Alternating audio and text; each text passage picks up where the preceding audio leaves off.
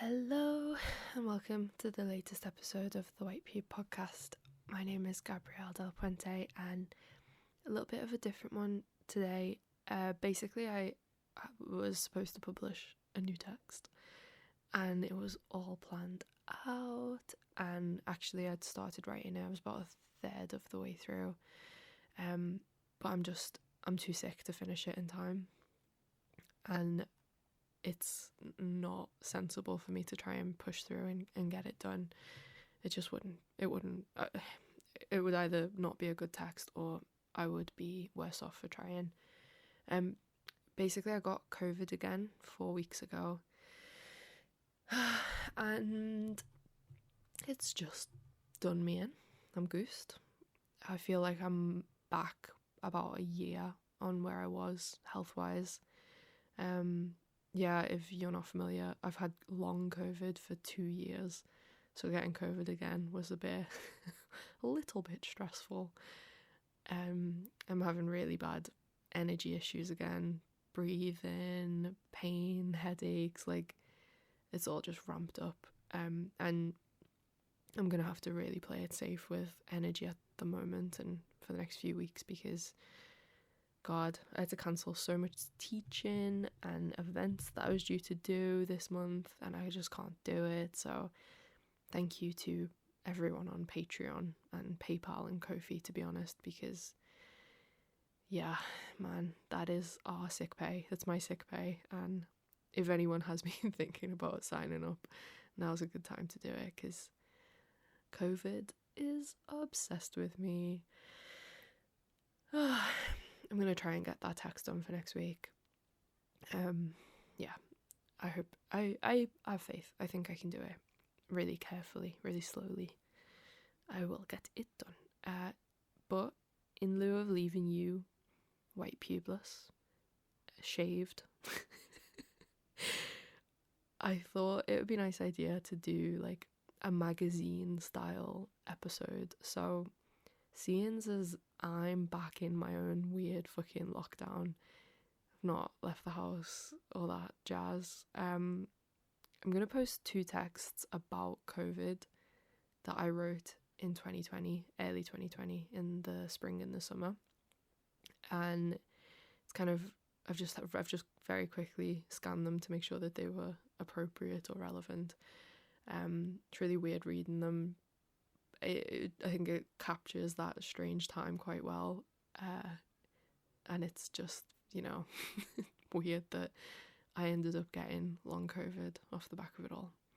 So one quick text about living in my nan's house when it all began, and then another text about a video game and how I was sort of coping with lockdown back then, and how I'm still coping with all of this shit right now via culture.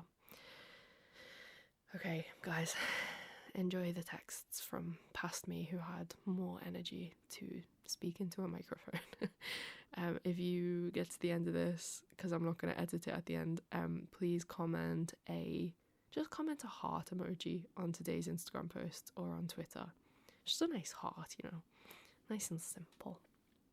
And yeah, hopefully see you again next week with a text. I'm sorry. Here are the old texts. Goodbye. This week's text on the White Pube is, maybe I'm gonna call it Quarantine Part 1, because I don't know how many parts there are gonna be to this, and that seems like the most open-ended. It's being published on the 29th of March 2020 by myself, Gabrielle Del Puente. Ooh. It's taking a long time for the sun to hit my window today and make the telly too reflective to watch. After I got to the point where I felt like I'd seen everything on YouTube, I started Riverdale. I like the lipstick, but that's all I have to say for now. I don't know if it's that good, but I can't concentrate, to be honest. Feel like I can do things but can't think things. Everyone on the internet is posting hot takes, essays, criticising the powers that be, and organising these creative and independent ways to support one another. But I'm over here feeling like the crumbs that are left to burn at the bottom of the toaster. What I can do is listen to the kids over the road play swing ball every morning. That's easy. And I can watch the small dog in the house next to them walk triangles in the front garden. He has his own pattern from door to tree to gate. He keeps looking up to my window. I can also drink water. I've been drinking so much water. I drink 1 litre when I wake up, 1 litre over lunch, and a third more slowly over the rest of the day. I've never drank so much water in my life. I don't know how I used to function on such little amounts, to be honest. How I was not so crispy like a leaf. Everyone else is organising mutual aid and putting on their discourse hats. But I am a bit stuck because I feel like I'm already at a wake. I live with my nan and my uncle, and my nan has carers coming into the house 4 times a day and once at night. They provide medical and personal care, things we don't know how to do. The company they are under, connected to the city council, does not have the money or the mind to give them protective clothing so that they don't get sick or pass the virus onto their clients. And these carers, pure heroes, continue to put themselves at risk to complete their work because they feel that much loyalty to the families they look after, despite being low paid, working 12-hour shifts, and being disrespected by a hierarchy of care in this country that means PPA is going straight to hospital workers with nothing left for them. Carers are mostly women, many women of colour, and while lots of jobs can be done from home in isolation, they are still going house to house to feed people, wash and dress them, give them their medication, change catheter bags, use winches to get them out of bed, and literally make people feel better in their bodies every single day of the year. The houses that have carers visiting them cannot isolate. We are not watertight, airtight, anything tight. And we can't do anything about it. That's where my head's at. All open-ended and still. To speak plainly, I'm sat here waiting for my nan to get coronavirus, for my uncle to get it, for me to get it, for the carers to get it too. I can't concentrate on emails or figuring out how to access financial support because this all feels like a death sentence. Like, really, there is nothing we can actually do. My 2018 therapist would say I am catastrophizing.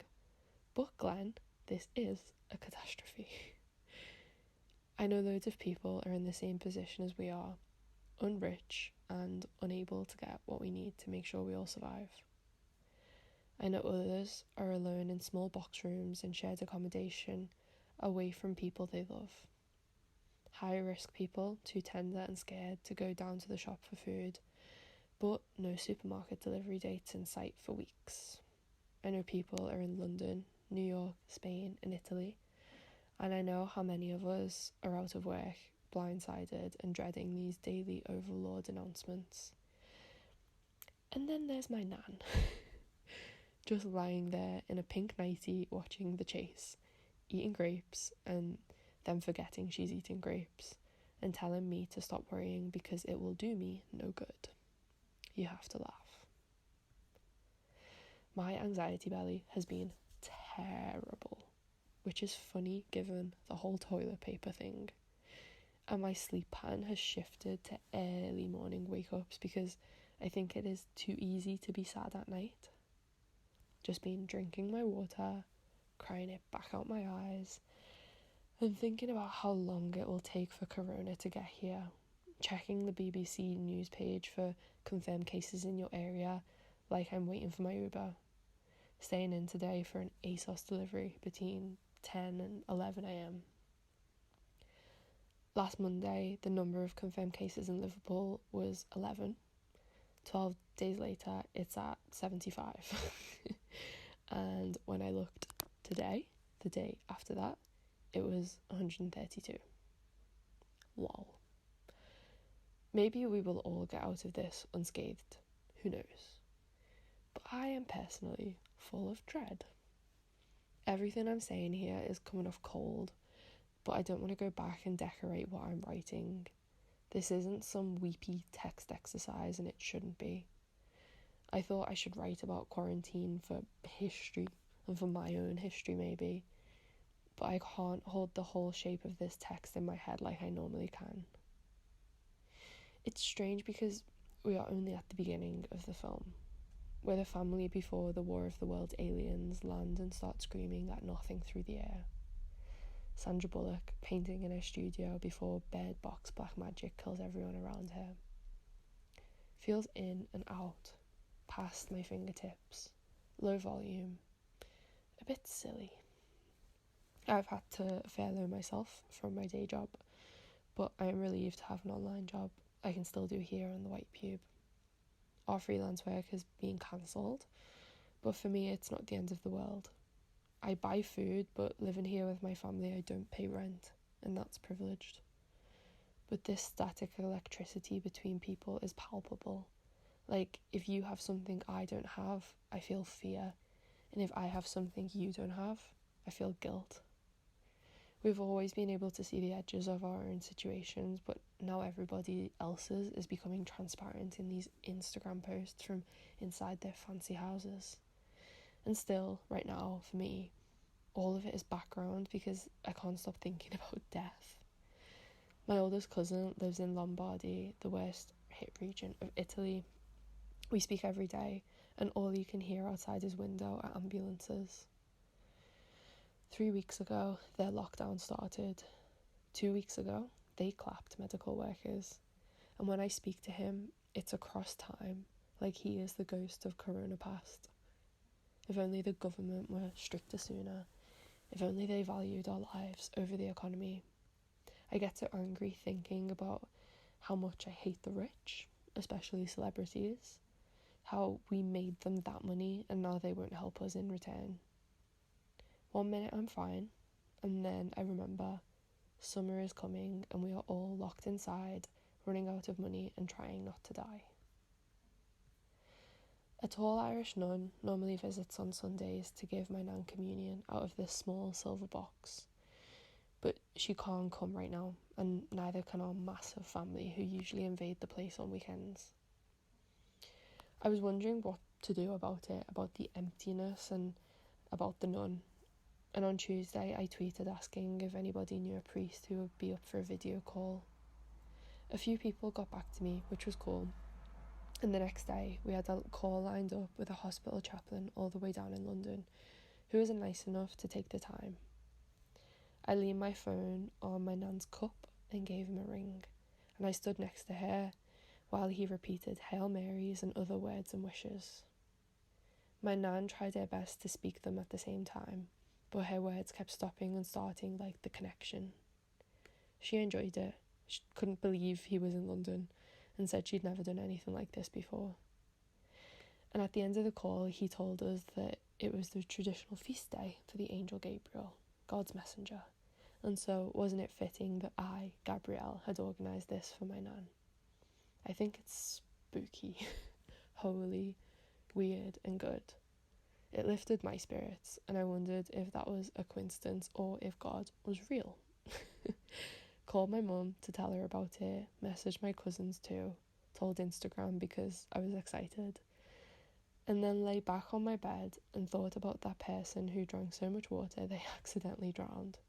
So I rolled over and cracked open a can of Coke instead. Okay, that's the text. I'm sorry it was so depressing. It is what it is. I hope you are all okay. This is a stressful time. I'm sorry if we've not replied to emails. I'm sorry if we've not replied to DMs. Serena is doing like an amazing job of getting back to people, and I'm just like not really looking at any of it, to be honest.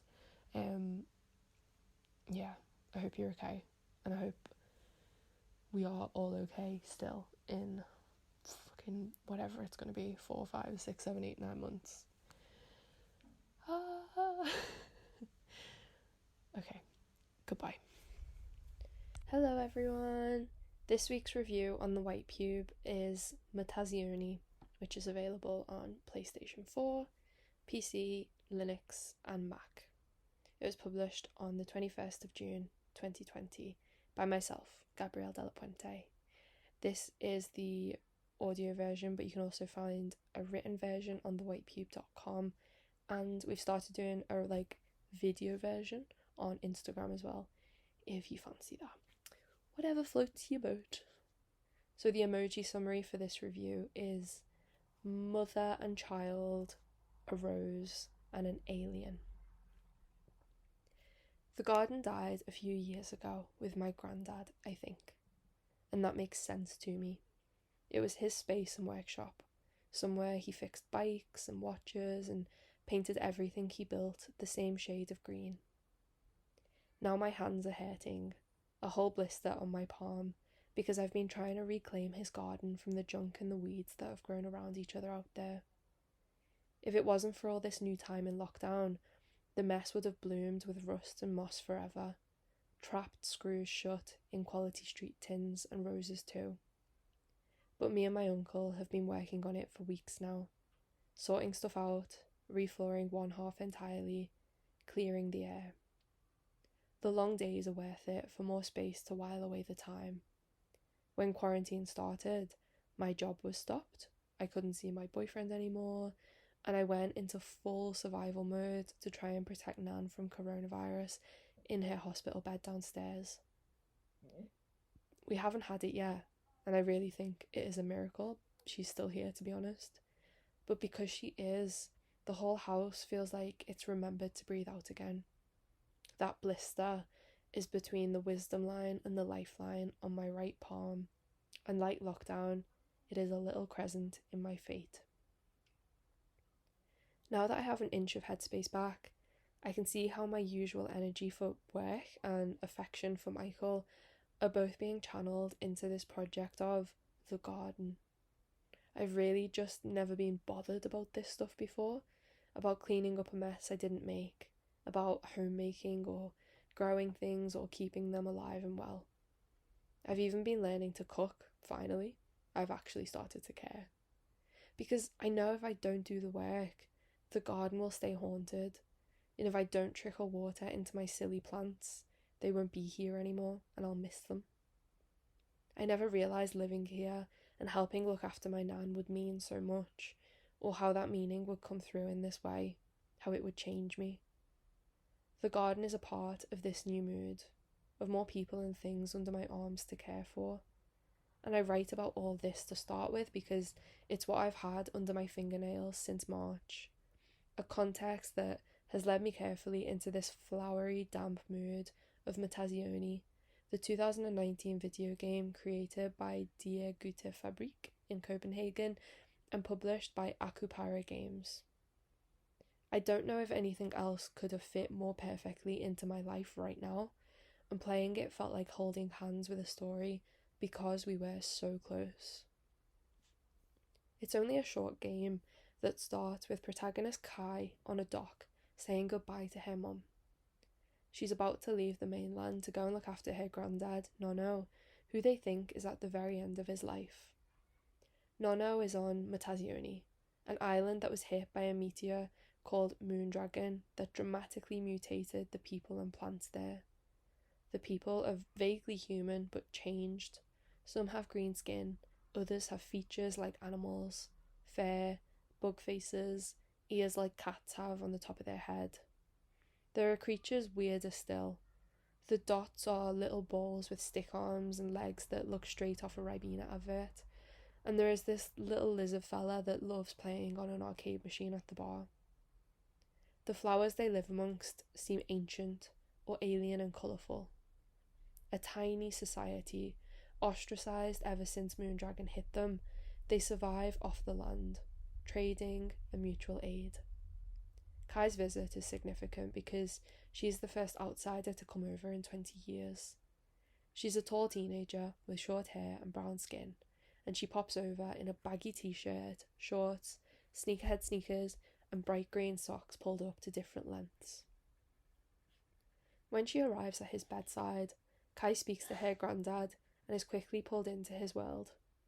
The interpersonal drama of the islanders, the past, the future, the research on their strange land, and all the problems that need solving. Problems he could solve himself if he had the energy, but that Kai might as well learn to do now she's here. He teaches her Metazioni's trick, that plant types respond to songs in certain moods, and grow fast before your eyes when they hear the right tune. Over the course of the game, Kai obtains all 7 songs so she's able to grow things, to help some of the characters out or create gardens just to make them feel better. And the day after I'd gotten to the end of the story and the credits were rolling, I watched a lecture on YouTube by the game's writer Hannah Nicklin, where she talks about how game designers should consider the player as a material they cannot pin down. One of her research questions has been, what would games look like if we designed with or for you? I've been thinking about that question a lot, because Metazioni coincidentally catered to so much in my life. The parallels are not lost on me at all. That I am growing a garden to try to please my nono too, even if he isn't here anymore. And I am looking after Kai's granddad with the same attention and worry as I'm doing for my nan downstairs, who is our queen and matriarch. There is a scene one morning in the game where Kai goes to float in a secret lagoon with the island's hunter, Mew. Mew says, I like the feeling of the water, like vanishing me. Kai replies, I like the way water slows everything down, like I have more control. And Mew ends by saying, everything is more deliberate. Metazioni was that water for me. A pool with just enough resistance to push me to think about my family, myself, and my responsibilities. To go ahead and write all this text after completion. But I think this game is very generous in how its story has so many entry points for other players to process even more. Inherited trauma, the figure of the monster, how we pass our histories down to the next generation, survival, adaptation, and closed networks and communities. The artwork makes the game a beautiful place to think about these things, like a European Ghibli aesthetic but folkier, a trance-like place with petal rain and witch-thing meteors in the sky. The garden in the back of my nan's house used to be somewhere that was shared, but now all my aunties and cousins can no longer descend here of a weekend. It's so empty. I've been lonely, but I'm still finding every person past and present in these piles of artifacts. I have to sort through before the garden can reappear again. There are thinning bin bags of photos, water damage rainbowing out onto school portraits, and I found a shopping bag full of magnets everybody had brought back from their holidays over the years. Wedding cake toppers, Christmas decorations, so many old ceramics. There was a broken pot with 3 odd earrings inside, as well as a newspaper clipping congratulating my oldest cousin for finishing his A-levels. We worked out it's from 18 years ago, but it's still in perfect condition, so I'm going to post it to him. I've even dug up some things from the dirt itself, like bingo pens, crisp wrappers, and this tiny plastic bird that looks like a robin. My uncle recognised it immediately and said that when they moved into the house in the early 70s, they found loads of these miniature birds buried in the garden and just never figured out why they were there. We're so close to finishing, and I can't wait for all our work to be done so I can lie down on new turf, knowing I'm floating above the ghosts of 1,000 plastic birds. Okay, that's the text. I hope you're all okay. It's a very difficult time, but I hope this was like a nice 9 minutes of audio. Yeah, and I just hope you're all okay. Okay, bye bye.